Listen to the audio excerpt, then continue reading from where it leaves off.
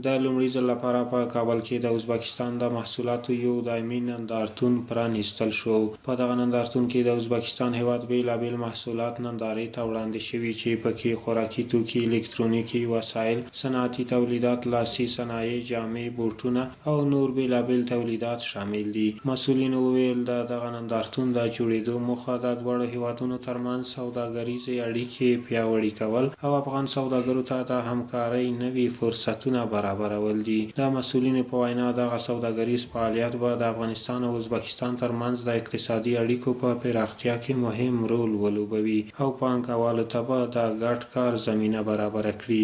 افتتاح این شوروم یک اقدام نیک، سازنده و آینده نگران در راستای توسعه روابط اقتصادی و تجارتی میان افغانستان و جمهوری ازبکستان می باشد.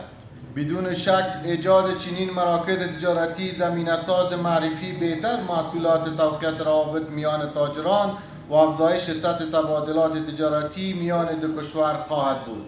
هم افغانستانlik tadbirkorlarga afg'onistonlik ما در زادگاه ضیاءالدین محمد بابور همه افغان‌ها را، مردم افغانستان را به انتظار هستیم تشریف بیاورند و خصوص تاجران افغانستان.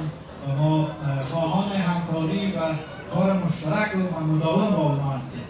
hamkorlik qilmoqchi bo'lganlarga doim biz tayyormiz. کابل ښاریانو د دغه نندارتون له جوړېدو خوښي څرګنده کړه او ویل خوښ یو چې داسې یو نندارتون په کابل کې جوړ شوی دا به د دواړو هیوادونو ترمنځ د سوداګرۍ د پراختیا لپاره ګټور تمام شي.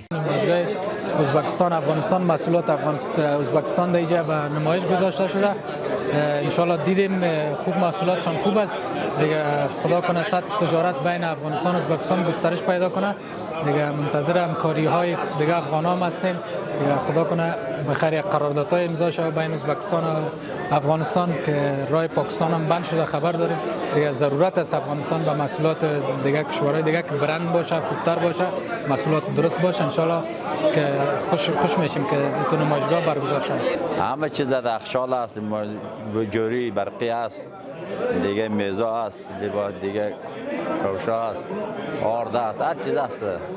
پانګوال زیاتوي هڅه کیږي دا ډول نندارتونونه نور هم پراخ شي څو د سیمې هیوادونه یو بل ته نږدې شي او اقتصادي همکارۍ لا پیاوړې شي.